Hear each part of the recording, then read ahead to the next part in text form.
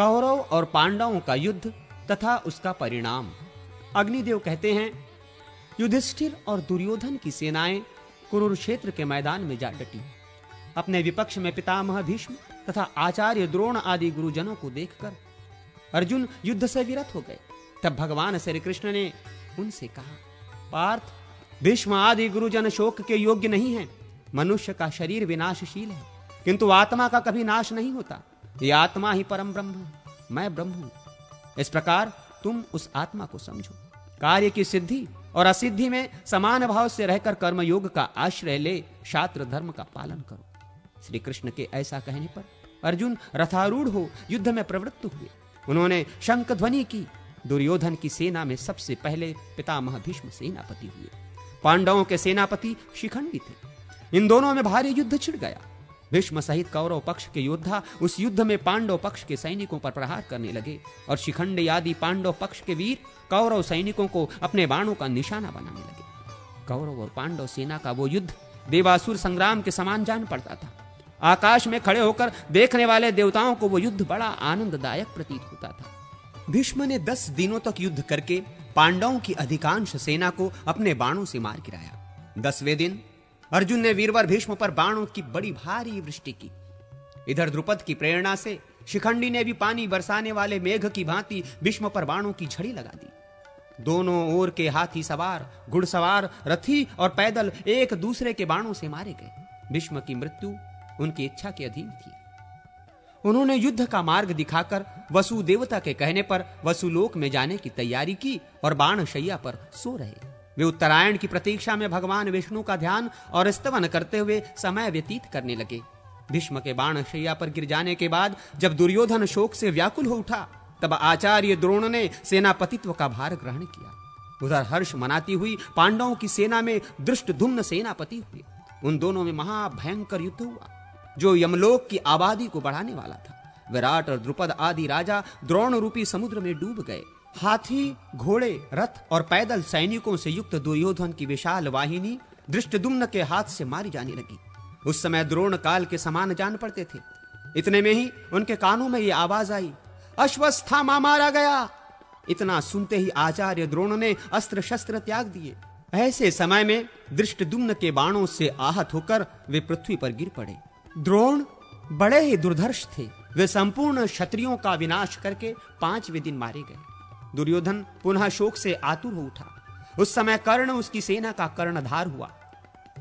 पांडव सेना का आधिपत्य अर्जुन को मिला। कर्ण और अर्जुन में भांति भांति के अस्त्र शस्त्रों की मारकाट से युक्त महाभयानक युद्ध हुआ जो देवासुर संग्राम को भी मात करने वाला था। कर्ण और अर्जुन के संग्राम में कर्ण ने अपने बाणों से शत्रु पक्ष के बहुत से वीरों का संहार कर डाला, किंतु दूसरे दिन अर्जुन ने उसे मार गिराया। तदनंतर राजा शैल्य कौरव सेना के सेनापति हुए, किंतु वे युद्ध में आधे दिन तक ही टिक सके। दोपहर होते होते राजा युधिष्ठिर ने उन्हें मार गिराया। दुर्योधन की प्रायः सारी सेना युद्ध में मारी गई थी। अंततो गत्वा उसका भीमसेन के साथ युद्ध हुआ। उसने पांडव पक्ष के पैदल आदि बहुत से सैनिकों का वध करके भीमसेन पर धावा किया। उस समय गदा से प्रहार करते हुए दुर्योधन को भीमसेन ने मौत के घाट उतार दिया। दुर्योधन के अन्य छोटे भाई भी भीमसेन के ही हाथ से मारे गए थे। महाभारत संग्राम के उस 18वें दिन रात्रि काल में महाबली अश्वत्थामा ने पांडवों की सोई हुई एक अक्षौहिणी सेना को सदा के लिए सुला दिया। उसने द्रौपदी के 5 पुत्रों, उसके पांचाल देशीय बंधुओं तथा धृष्टद्युम्न को भी जीवित नहीं छोड़ा। द्रौपदी पुत्रहीन होकर रोने बिलखने लगी। तब अर्जुन ने सिंह के अस्त्र से अश्वत्थामा को परास्त करके उसके मस्तक की मणि निकाल ली। उसे मारा जाता देख द्रौपदी ने ही अनुनय विनय करके उसके प्राण बचाए। इतने पर भी दुष्ट अश्वत्थामा ने उत्तरा के गर्भ को नष्ट करने के लिए उस पर अस्त्र का प्रयोग किया। वो गर्भ उसके अस्त्र से प्रायः दग्ध हो गया था, किंतु भगवान श्री कृष्ण ने उसको पुनः जीवन दान दिया। उत्तरा का वो गर्भस्थ शिशु आगे चलकर राजा परीक्षित के नाम से विख्यात हुआ।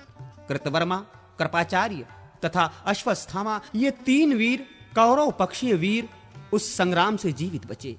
दूसरी ओर 5 पांडव, सात्यकी तथा भगवान श्री कृष्ण ये 7 ही जीवित रह सके, दूसरे कोई नहीं बचे। उस समय सब ओर अनाथा स्त्रियों का आर्तनाद व्याप्त हो रहा था। भीमसेन आदि भाइयों के साथ जाकर युधिष्ठिर ने उन्हें सांत्वना दी तथा रणभूमि में मारे गए सभी वीरों का दाह संस्कार करके उनके लिए जलांजलि दे धन आदि का दान किया। तत्पश्चात कुरुक्षेत्र में शरशैया पर आसीन शांतनु नंदन भीष्म के पास जाकर युधिष्ठिर ने उनसे समस्त शांतिदायक धर्म, राजधर्म, आप धर्म, मोक्ष धर्म तथा दान धर्म की बातें सुनी। फिर वे राज सिंहासन पर आसीन हुए। इसके बाद उन शत्रु मर्दन राजा ने अश्वमेघ यज्ञ करके उसमें ब्राह्मणों को बहुत धन दान किया। तदनंतर द्वारका से लौटे हुए अर्जुन के मुख से मुसलकांड के कारण प्राप्त हुए शाप से पारस्परिक युद्ध द्वारा यादवों के संहार का समाचार सुनकर युधिष्ठिर ने परीक्षित को राजासन पर बिठाया और स्वयं भाइयों के साथ महाप्रस्थान कर स्वर्गलोक को चले गए।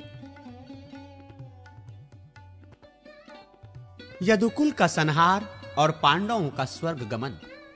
अग्निदेव कहते हैं, ब्रह्मन, जब युधिष्ठिर राज सिंहासन पर विराजमान हो गए तब धृतराष्ट्र गृहस्थ आश्रम से वानप्रस्थ आश्रम में प्रविष्ट हो वन में चले गए, अथवा ऋषियों के एक आश्रम से दूसरे आश्रमों में होते हुए वे वन को गए। उनके साथ देवी गांधारी और प्रथा कुंती भी थी। विदुर जी दावानल से दग्ध हो स्वर्ग सिधारे। इस प्रकार भगवान विष्णु ने पृथ्वी का भार उतारा और धर्म की स्थापना की तथा अधर्म का नाश करने के लिए पांडवों को निमित्त बनाकर दानव, दैत्य आदि का संहार किया। तत्पश्चात भूमि का भार बढ़ाने वाले यादव कुल का भी ब्राह्मणों के शाप के बहाने मूसल के द्वारा संहार कर डाला। अनिरुद्ध के पुत्र वज्र को राजा के पद पर अभिषिक्त किया। तदनंतर देवताओं के अनुरोध से प्रभास क्षेत्र में श्री हरि स्वयं ही स्थूल शरीर की लीला का संवरण करके अपने धाम को पधारे। वे इंद्रलोक और ब्रह्मलोक में स्वर्गवासी देवताओं द्वारा पूजित होते हैं। बलभद्र जी शेषनाग के स्वरूप थे, अतः उन्होंने पाताल रूपी स्वर्ग का आश्रय लिया। अविनाशी भगवान श्रीहरि ध्यानी पुरुषों के ध्येय हैं। उनके अंतर्धान हो जाने पर समुद्र ने उनके निजी निवास स्थान को छोड़कर शेष द्वारिकापुरी को अपने जल में डुबो दिया। अर्जुन ने मरे हुए यादवों का दाह संस्कार करके उनके लिए जलांजलि दी और धन आदि का दान किया। भगवान श्री कृष्ण की रानियों को, जो पहले अप्सराएं थीं और अष्टावक्र के शाप से मानवीय रूप में प्रकट हुई थीं, लेकर हस्तिनापुर को चले। मार्ग में डंडे लिए हुए ग्वालों ने अर्जुन का तिरस्कार करके उन सब को छीन लिया। ये भी अष्टावक्र के शाप से ही संभव हुआ था। इससे अर्जुन के मन में बड़ा शोक हुआ।